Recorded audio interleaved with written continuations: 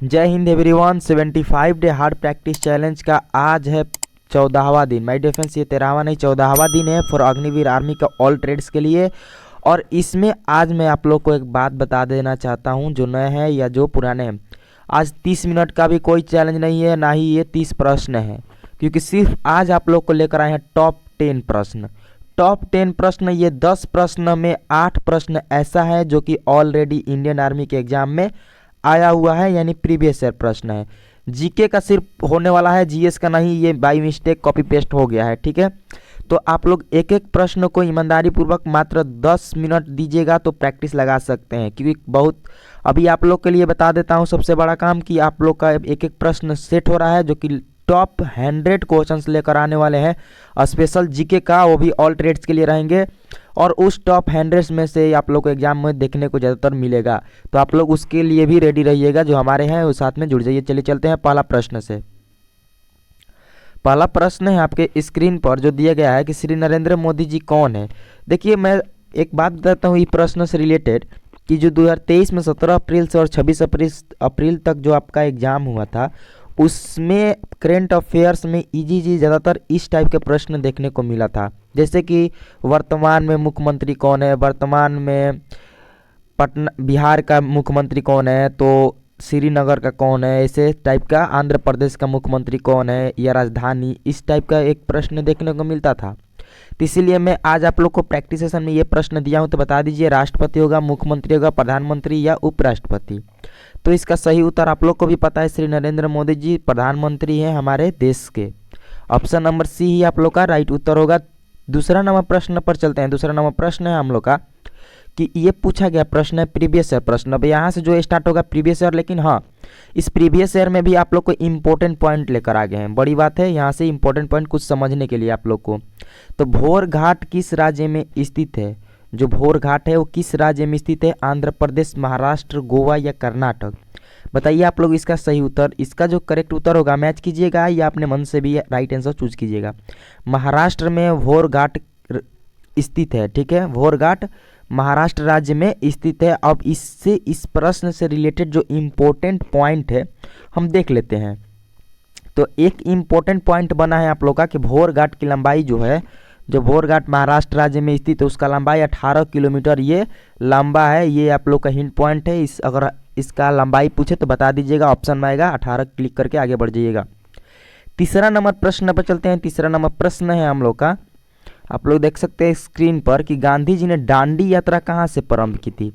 Very important प्रश्न है, repeat भी हुआ है प्रश्न, और ये पूछा गया प्रश्न है आप लोग का एग्जाम में कि गांधी जी ने दांडी यात्रा कहाँ से प्रारंभ की थी। चंपारण से या ऑप्शन नंबर सुनते जाइएगा, बी में दिया गया है साबरमती से या बारडोली से, दांडी से। तो इसका जो सही उत्तर है साबरमती से। साबरमती से गांधी जी ने दांडी यात्रा की प्रारंभ की थी। और इससे इम्पोर्टेंट पॉइंट क्या बना है वो भी समझने की कोशिश कीजिएगा।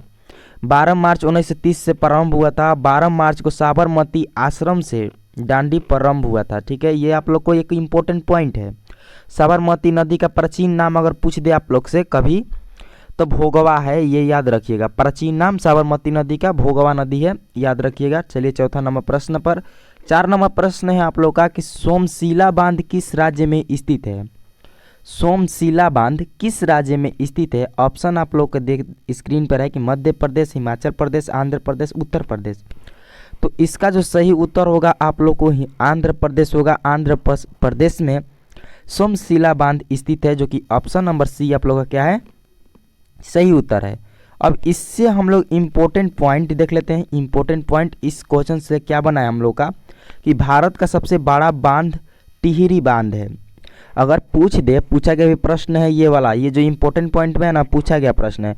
अगर आगे भी अगेंस्ट पूछ दे कि आप लोग का कि सबसे बड़ा बांध भारत का कौन सा है, तो टिहरी बांध को आप लोग क्लिक करके आगे निकल जाइएगा। और दूसरा पॉइंट ऑफ व्यू से देखते हैं अपना इम्पोर्टेंट पॉइंट कि भारत में वर्तमान में 5334 बांध स्थित है, ठीक है, वर्तमान में, ये भी याद रखिएगा। 5 नंबर प्रश्न आपके स्क्रीन पर आ गया है कि 5वां नंबर प्रश्न है आप लोग का कि जवाड़ी पर्वतीय स्थल किस राज्य में स्थित है। जवाड़ी पर्वतीय स्थल किस राज्य में स्थित है? उत्तराखंड, केरल या ऑप्शन नंबर सी आप लोग का है तमिलनाडु या उत्तर प्रदेश।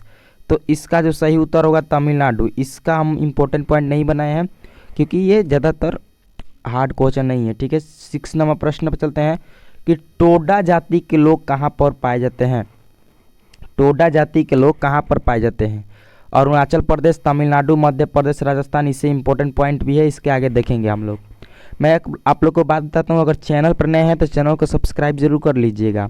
प्रॉपर तरीक़ा से इंडियन आर्मी के एग्ज़ाम की तैयारी करना चाहते हैं तो नोटिफिकेशन बेल आइकन को भी ऑन कर लीजिएगा, क्योंकि अभी आप लोग के लिए टॉप बता देता हूँ, आज ही बता देता हूँ, टॉप 100 जीके का एक पीडीएफ तैयार कर रहे हैं, जिसमें प्रीवियस भी आप लोग को इसमें देखने को मिलेगा 2023 वाला क्वेश्चंस, और my dear friends latest questions new भी देखने को मिलेगा, क्योंकि टारगेट हम लोग को 2024 के लेकर ये सारा वर्क स्टार्ट हो गया है।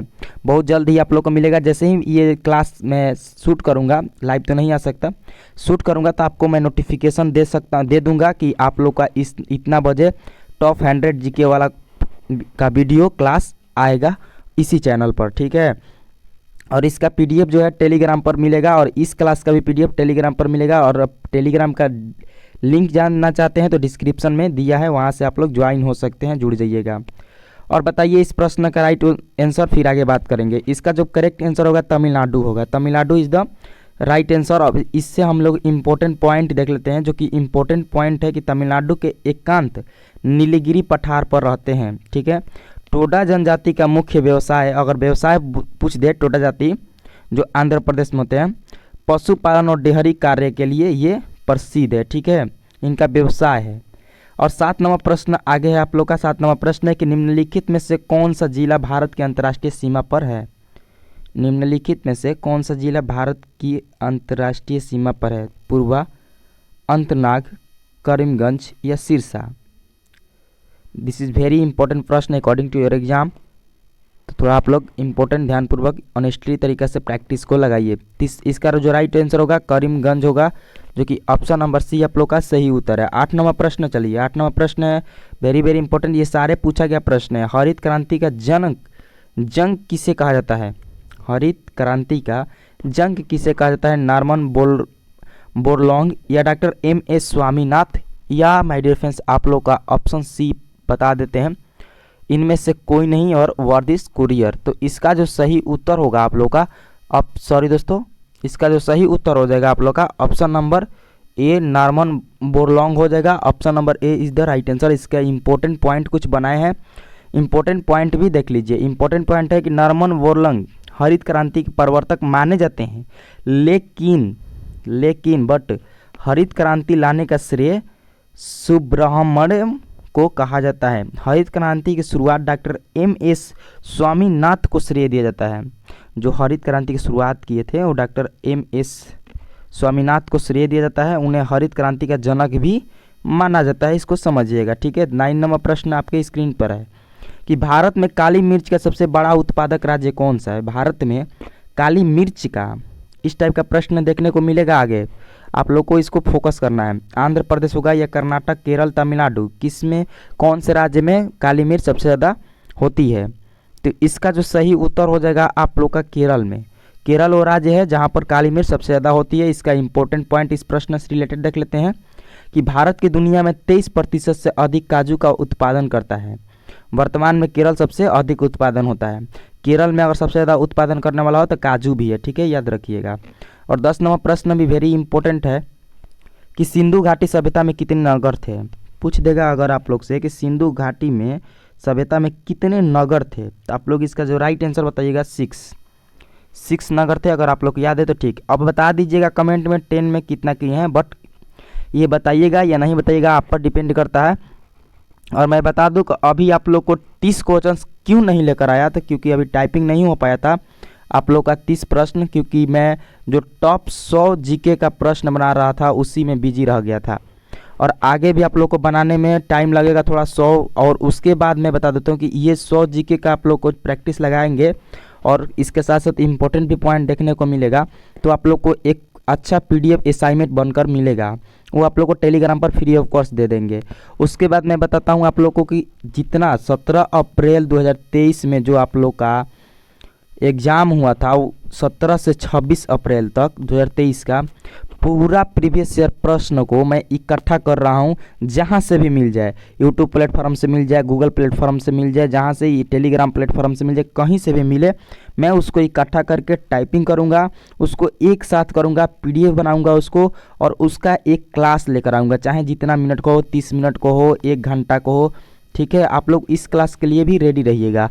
और इसका जो PDF मैं दूंगा अगर आप लोग को टेलीग्राम पर, तो आप लोग उसको निकलवा लीजिएगा, एनालिसिस करते हुए भी अपने से भी तैयारी कीजिएगा, ताकि आप लोग किसी के भरोसे ना रहें, क्योंकि उसको प्रीवियस ईयर को एनालिसिस कीजिएगा तो आप लोग को खुद माइंड में आइडिया आएगा कि इस टाइप के प्रश्न मुझे पढ़ना चाहिए था।